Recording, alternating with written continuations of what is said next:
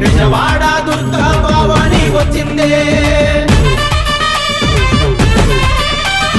ముగ్గురమ్మల మూల పుట్టమ్మ సృష్టికి మూలం నీవేనమ్మా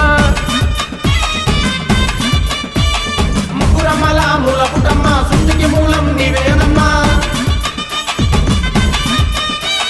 బ్రహ్మ విష్ణు మహేశ్వరుల పాలించే శక్తివమ్మ అమ్మ వచ్చిందే తల్లి వచ్చిందే బెజవాడ దుర్గా భవాని